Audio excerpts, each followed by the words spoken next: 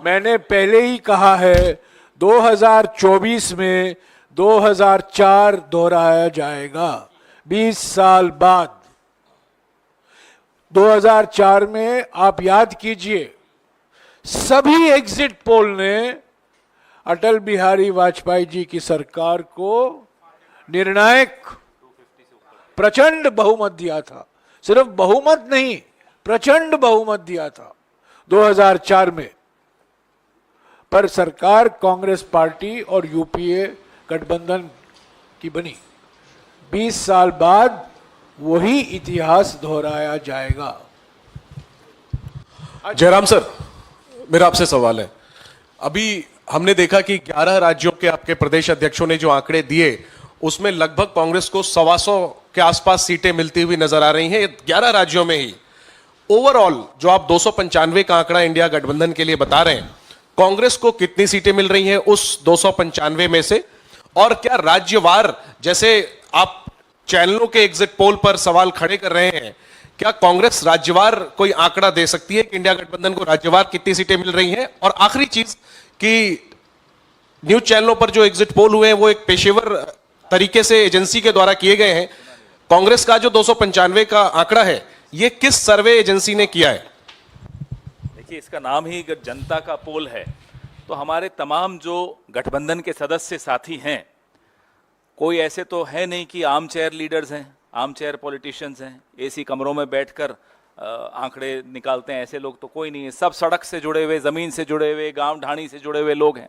तो वो उनको जो फीडबैक उनके ग्राउंड से आया, उनके वर्कर्स से आया, उनके कार्यकर्ताओं से आया, और सबने अपनी अपनी एजेंसीज भी हायर की थी। ऐसा नहीं कि लोग ट्रैक नहीं कर रहे थे, सब कर रहे थे।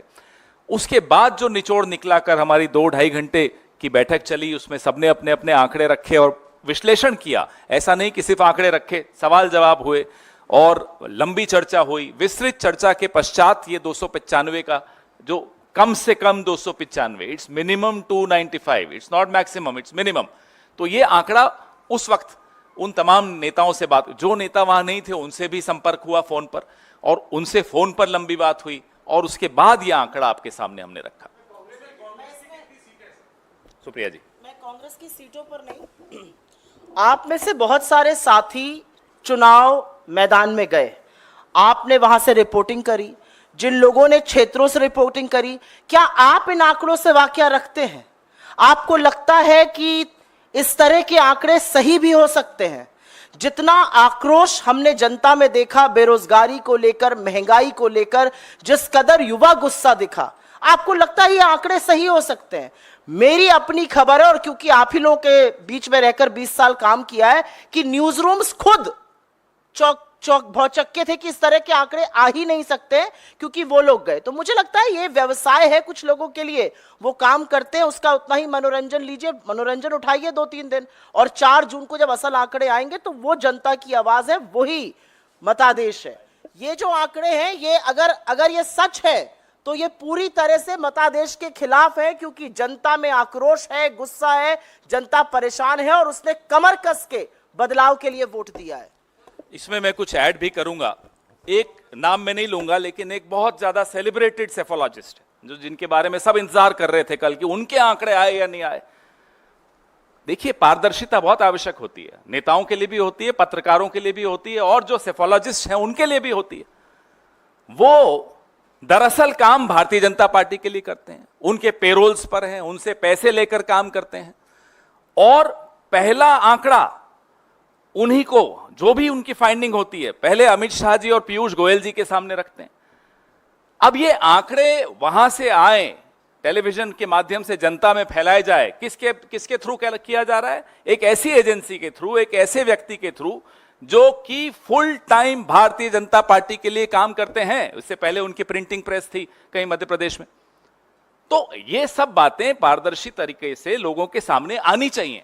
ये सट्टा बाजार को इन्फ्लुएंस करना चाहते हो आप, चलिए कमा लीजिए 1-2 दिन। आप मंडे को शेयर मार्केट को इन्फ्लुएंस करना चाहते हो, चलिए मंडे को आप वो भी कमा लीजिए। आपके जो टेम्पो वाले दोस्त हैं उनको कमाना है, उनको कमाने लीजिए। लेकिन अगर आप कुछ और षड्यंत्र रच रहे हैं, if there is a conspiracy you are hatching and you are trying to legitimize that conspiracy through these आंकड़ास, then I am sorry the country is watching you. ये षड्यंत्र को आप एक जामा पहना रहे हैं कि नहीं साहब देखिए माहौल बन गया। ये माहौल क्यों बनाया जा रहा है, ये सवाल आज पूरा देश जानना चाहता है। सर सर एक मिनट हाँ। सर, जिन राज्यों में एग्जिट पोल्स में बीजेपी को क्लीन स्वीप मिला है, मध्य प्रदेश, दिल्ली, उत्तराखंड, कोई खास वजह थी कि उनके कोई भी लीडर नहीं जुड़े? सर वो सब दौरे में है यार। सारे लीडर्स की बात थी। इलेक्शन चल रहा हो वहां तो हाँ बिल्कुल, बहुत सही बात।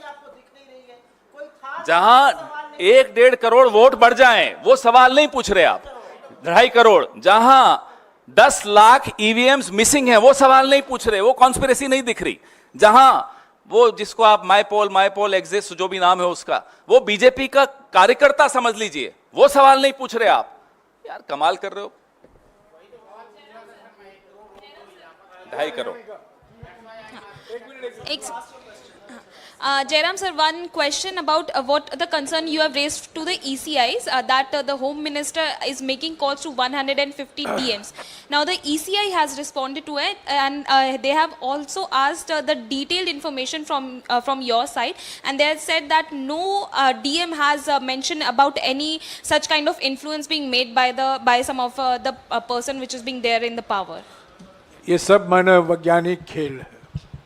निवर्तमान गृह मंत्री डीएम और कलेक्टर से बात करते हैं 150, प्रधानमंत्री अफसरों को बुलाते हैं और 100 दिन का प्लान के बारे में बात करते हैं। निवर्तमान प्रधानमंत्री हैं। पहला ऐसा कभी नहीं हुआ है कि चुनाव के नतीजे के 2 दिन पहले प्रधानमंत्री, मैंने भी कई प्रधानमंत्री देखे हैं, कई प्रधानमंत्री के साथ मैंने भी काम किया है, ऐसा कभी नहीं हुआ है कि चुनाव के 2 दिन पहले मीटिंग बुला रहे हैं कि 100 दिन में हम क्या करेंगे। ऐसा कभी नहीं हुआ है। ट्रांसफर पोस्टिंग हुआ है। हमने इस पर शिकायतें की हैं, ऑर्डर निकाला गया है।